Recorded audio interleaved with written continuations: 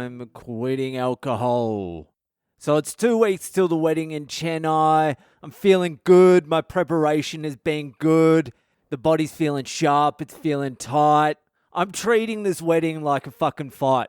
And I got some new incentive yesterday to really ramp up the fucking training. Apparently, my wife's uncle, you know my wife's uncle, the one I was talking about, the doctor who didn't get the vaccine into his practice because he would have had to have given it to the poor people for free, and that would have made his rich clients uncomfortable. So he decided not to get it.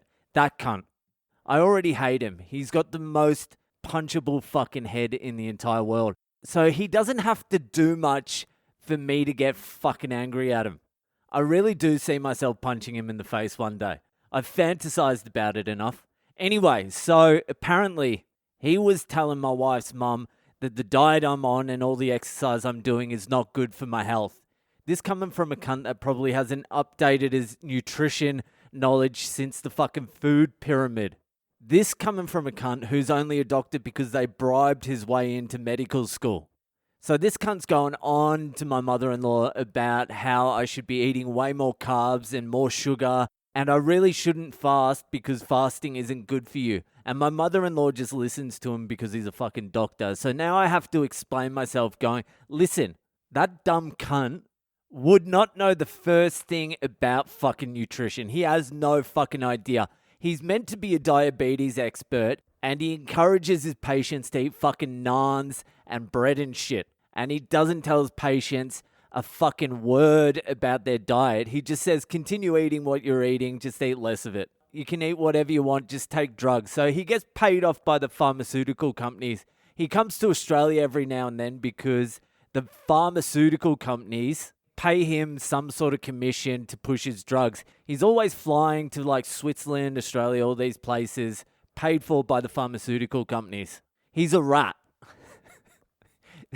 This podcast is going to get me in so much fucking trouble if it ever gets big.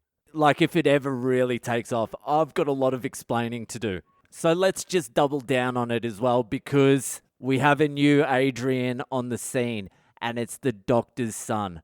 He could be the biggest Adrian. He could quite possibly be more Adrian than Adrian. This little fuck. He's such a little fucking dweeb too. These kids, I just fucking hate them all. I fucking hate these little cunts. I mean, it's not their fault. It's their parents' faults. I hate their parents too. But when you see these little like 6-7-year-old fucks acting like they're retarded fucking parents, it makes me angry. So this little fucking dweeb is the same as all the other little fucking dweebs. He's a little rat fuck. He's a snitching little fucking naan-eating cunt.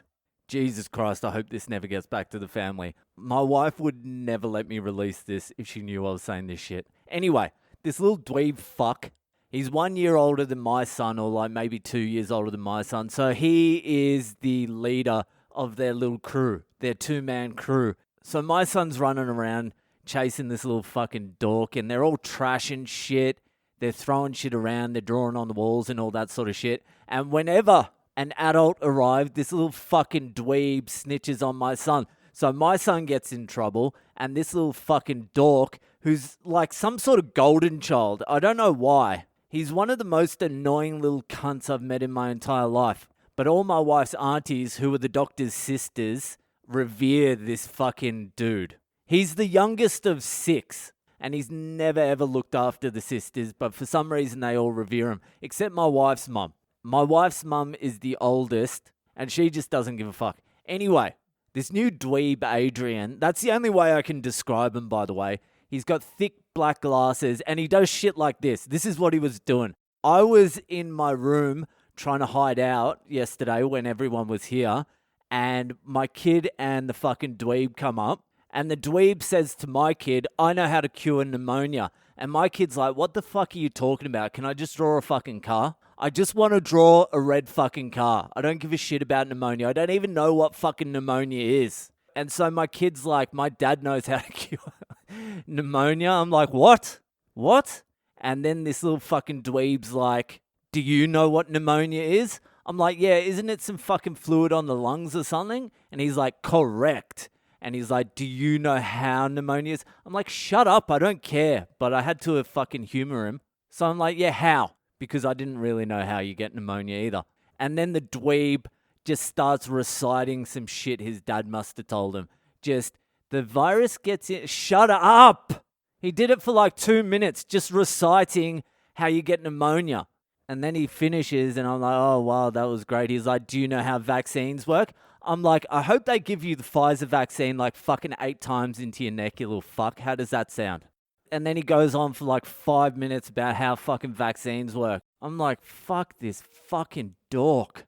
And he's just one of these fucking dweebs. He said to my son, this is what he said to my son. He's like, I wear glasses because I'm going to be a doctor like my daddy.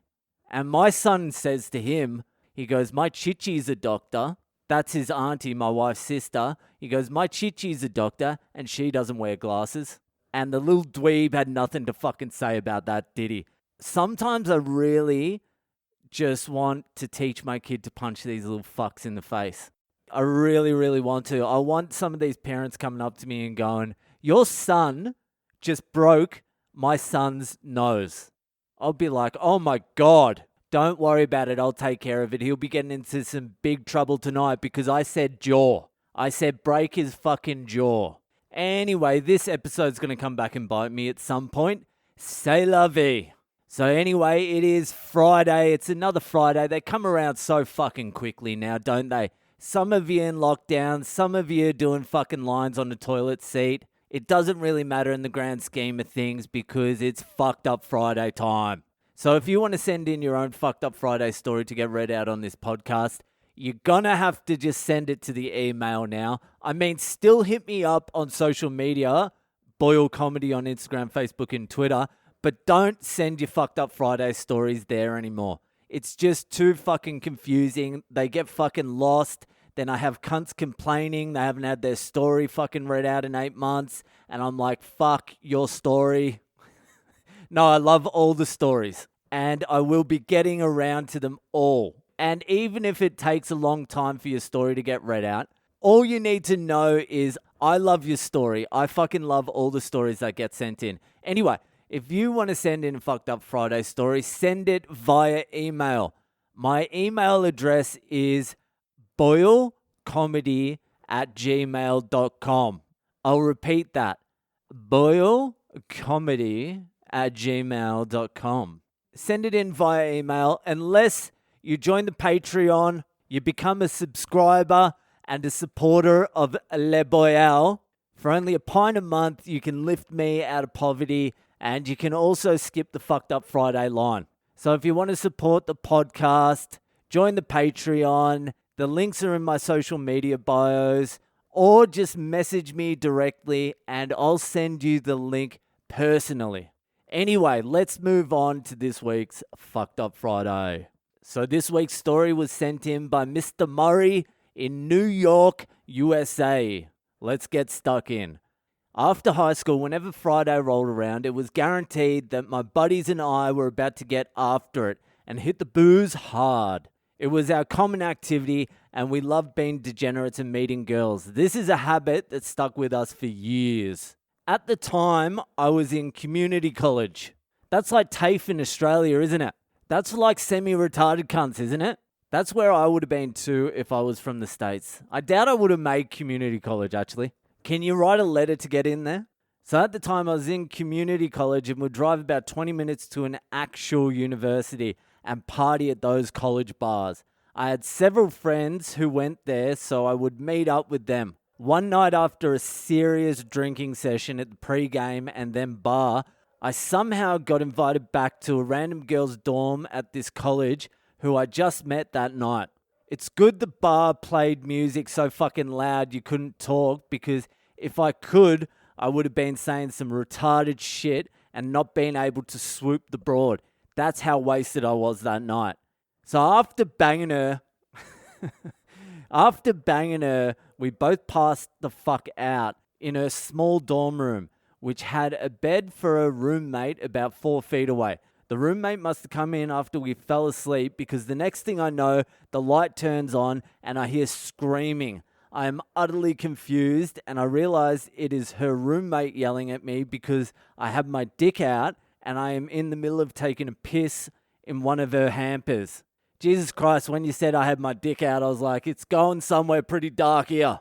So I must have thought I was in the bathroom, or maybe I was too lazy to actually look for it. I don't know. I'm mortified at this moment and I pull myself together to try and explain I sleepwalk when I black out, even though in my head I know this has never happened before.